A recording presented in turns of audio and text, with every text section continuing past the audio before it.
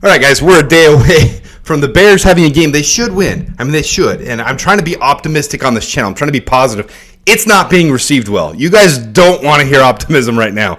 So I'm going to go over the line where it stands right now because we know Braxton Jones, Darnell Wright, even Kieran Amagaji have all been ruled out for this game. So in preparation, I've got my pancakes. I got some pancakes. I'm trying to issue some goodwill to this team. No, I'm not going to eat the pancakes on screen here. But I got my pancakes because I want to issue some goodwill, some good vibes, some good positivity to this team for tomorrow because there's some positive that can come out of this.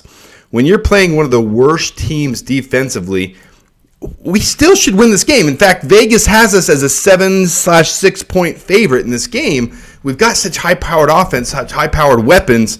We should be able to handle it. And our starters aren't chump change. I mean, they're not garbage. We do have some guys coming back. I'll come back to this. I want to come back to this. So I want to show where I started at the beginning of the year. This is after training camp, where we stood with the offensive line and how much it's changed. So here's where we stand right now. This is where we are as of today. Let me move. I got to keep moving me around, guys. Boom. Make me small. Blip. And get this out of the way. There we go. Bear down. You got to move over, buddy. All right. So this is basically what we have going into the game. I would be surprised if it's anything different, even though you guys personally know I don't want Larry Borum anywhere near the field. In fact, I think Jake Curhan is a decent option. Let's use this as a pointer. I think Jake Curhan coming in and using him, he's a decent option. He was, in his draft class in 2022, he was considered one of the top 15 linemen. He didn't get drafted, even though he was projected to be a 5th, 6th rounder. But the Seahawks loved him automatically. Right off the bat, they loved him. They gave him quite a few starts. He ended up being a backup most of the time. And then he ended up getting waived later down the road once they found some more quality depth. The Bears picked him up, blah, blah, blah, blah, blah. I'll go over all that in a minute. But I think Jake Curhan, even though, his game wasn't the best last week, but it wasn't worse than Larry Borum's, we've got some decent options here. Brian Bates is coming back. I would be shocked if he didn't start anywhere but right guard.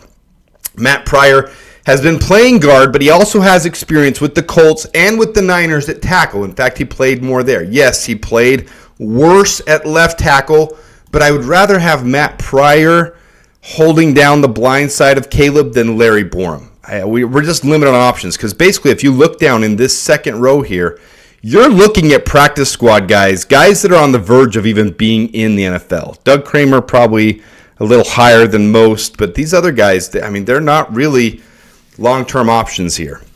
When we get deeper, when we build through the trenches, when we build through the draft, these are guys that probably shouldn't be on the team. But here on the right, you see out for this game, Darnell Wright, Braxton Jones, Kieran Amagaji, and then on the IR just last week or 2 weeks ago, Bill Murray went to the IR, so depth piece at guard as well. Hopefully all these guys stay healthy for the game, especially these 4 right here. Hopefully all of them stay healthy in the game and we don't have any issues. This feels like a preservation game. Just try to get through it. But one of the things I am excited about is to see if one of these guys, kind of like Bill Murray, we kind of made fun of the name at the start of the year. We kind of thought, oh, that's kind of funny, Bill Murray, like the actor who loves the Bears. He's a converted defensive tackle. How can he do for the Bears? Can he step up? And he played really, really well. He really did. Now, he hasn't played in high-pressure, high-leverage situations or against the top of the top competition, but he played well, enough that I would like to see Bill Murray stay on this team and really get some reps when opportunity arises. These other guys, though, Jake Curhan, Chris Glazer, Doug Kramer, Theo Benedict, Austin Pleasance, who was just signed to the Bears practice squad, those are more question marks. In fact, I want to go over these guys right here will move me off the screen a little bit. So these are kind of the background on all these guys. If we go to Austin Pleasance first, he was just signed by the Bears. You look here at the bottom on October 29th, so just 2 weeks ago. But he's a big-bodied guy. I didn't put that on here, but he's like Matt Pryor, 6'7", 330 pounds, a big guy. He's listed as a guard like Matt Pryor, but those big guys can step out and play in a pinch. So if Larry Borum gets hurt, if Jake Curhan has an issue, if we need Matt Pryor to step on the inside, I'm not saying I want Austin Pleasance to play.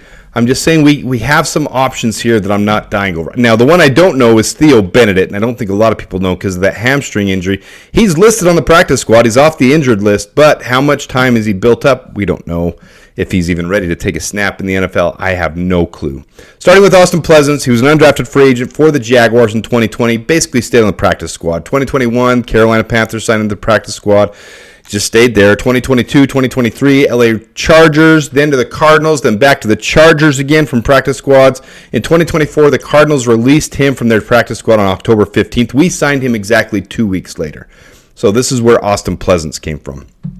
Big guy, never a great prospect, just a big body who potentially could develop. That's where he stems from. All right, Theo Benedict, most people know him from Hard Knocks in the preseason, the Canadian Eagle. He got up and sang, and then he had the hamstring injury. So he is a rookie. He is an undrafted free agent. We signed him straight out of British Columbia. Hamstring injury in training camp, sent him to the IR. He's healthy now. He's currently on the practice squad, but how many reps has he taken? How ready is he really to take his first snap in the NFL? Nobody knows.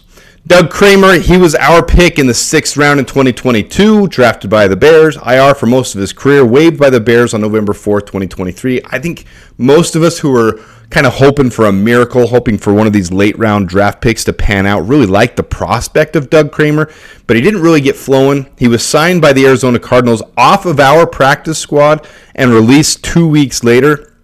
No, he was waived by us and then signed by them. That's correct. And then he was waived, and the Bears re-signed him this year to our practice squad.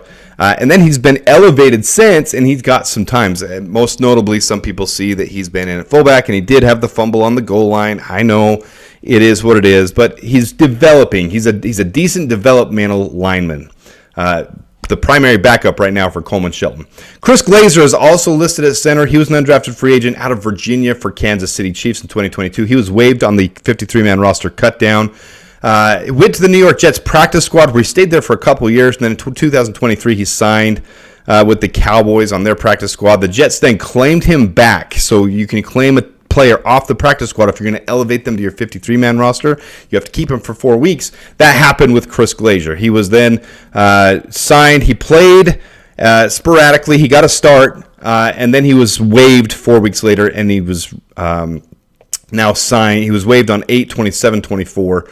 Then he re-signed on their practice squad. Then he was waived this year on their 53-man roster cutdown, and the Bears claimed him as part of our signings for practice squad, our 16-man practice squad, after we did our cutdowns. Jake Curhan, to me, is a very interesting one because I see the most potential out of these backups out of him, although he hasn't played well so far. You need reps. So if someone needs to get in, I would actually like to see him start over Larry Borom. I just don't think the Bears are going to do that because Larry Borom has so much extensive experience, 411 snaps last year in the lineup, several starts for injuries, and then this year, last week, he started and played terribly. A third of the pressures given up, half of the sacks, that was 3. He gave up 3 sacks alone last week. Some people say, watch the tape, it's not as bad. Bullcrap. I watched the tape. It is bad. It's terrible. Larry Borom is absolutely awful, and I don't want him anywhere on this team. Jake Curhan was a highly touted prospect. I mean, as far as undrafted free agents go, he was projected to go in the 5th, 6th round. He was signed as an undrafted free agent. The Seahawks loved him. He actually ended up playing very well in their preseason. I think in 2021, he didn't allow a single pressure in the preseason, so they let him get some starts. Ended up starting quite a few games. Then he was a backup for 2 seasons. The Bears then signed him this last offseason to a future reserve contract.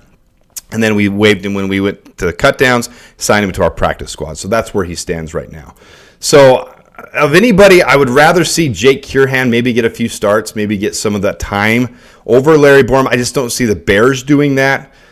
So I think this is how your starting lineup will look. Matt Pryor, Tevin Jenkins, Coleman Shelton, Ryan Bates, Larry Borom. You might see Larry Borom and Matt Pryor flip-flopped, because Matt Pryor has extensive experience on the right-hand side. Tevin Jenkins can help Larry Borom out over there. Because if you look, you got your 2 strongest guys, Tevin Jenkins and Matt Pryor together. I just want to protect that blind side.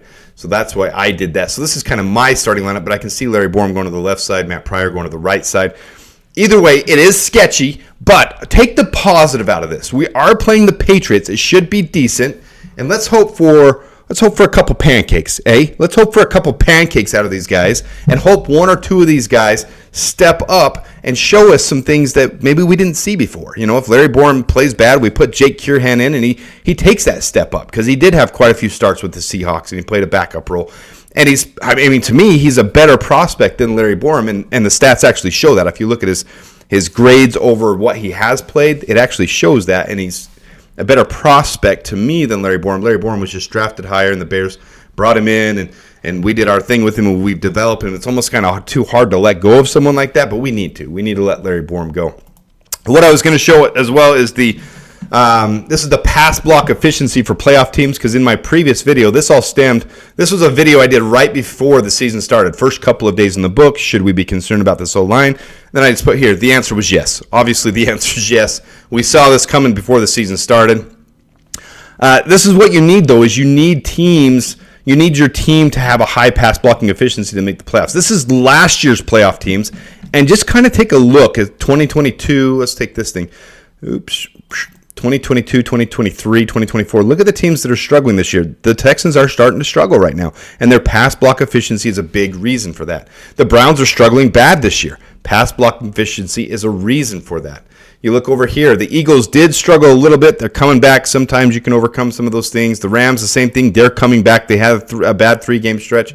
But most of these teams are in the top 15-ish for pass blocking efficiency. And here's the Bears over the last several years, 2022, 29th, 2023, 26th. And as we were on our win streak before we lost these last 2 games, we were as high as 18th. So we were climbing that. And the line is going to be a big reason for success.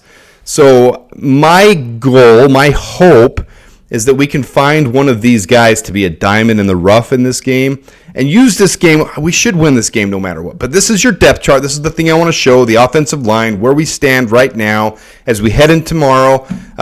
Is Theo Bennett healthy? I don't know. We're not going to have all 10 of these guys on the roster. We might have 9, but you're going to have the 48 active. You have 53-man roster. Not all these guys are even on the 53-man roster. Austin Pleasance isn't. Theo Bennett isn't. Chris Glazer isn't. Doug Kramer and Jake Curhan is. So there's 7. They're going to elevate one of these guys. Who's it going to be? Chris Glazer, Austin Pleasance. I would guess Austin Pleasance. I'm not excited about that, but I would like to see these guys get some snaps. But if you're going to ask me my prediction, it would be Austin Pleasance, Doug Kramer, Jake Curhan to be backing up the other guys, because Jake Curhan could hold down a guard or tackle position. Austin Pleasance as well, guard or tackle. And then you got Doug Kramer as your center, as your backup center. So, I don't know, guys. Let's hope for some pancakes. We got some pancakes coming tomorrow from our team. We're going to pancake some guys. We're going to show up. We're going to have these guys play well. We're going to have a quality win. This team will get excited again. That's what we need. We need some excitement. We need this team back on a roll. We need the fan base behind them, because the fan base has fallen off. I'm going to be honest, and you guys know it. You guys absolutely know there is a dark, gloomy, giant cloud over this fan base, and I think this game can really turn it around. Hopefully we see some good stuff out of these guys. Coleman Shelton's been playing really well. Tevin Jenkins, other than the last game, played excellent. Matt Pryor has played above average, and for a backup, that's great. Ryan Bates hasn't gotten his opportunity, so it's fun to see him back. He is activated. He is available. Will he start? I wouldn't see any other way why he wouldn't. So, Larry Borom, hey, prove me wrong this week. I want to see you come out and have a huge game and prove me wrong. Tell me what you guys think. Let me know where we stand. I know we missed an opportunity at the trade deadline. I know we missed an opportunity before the season. We could have got Connor Williams. We could have traded down and got more draft. I get it, but we aren't there. We're here. We're here right now. This team is where it is. I'm hoping for the best. On to tomorrow. I will be live. I'll set that up soon, and I'll schedule it for you guys so you can be able to see it. I'll be live. Those who want a positive, optimistic game where we're going to crush them, come on, tune in. It'll be fun. So until then, until tomorrow, here we go. Bear down.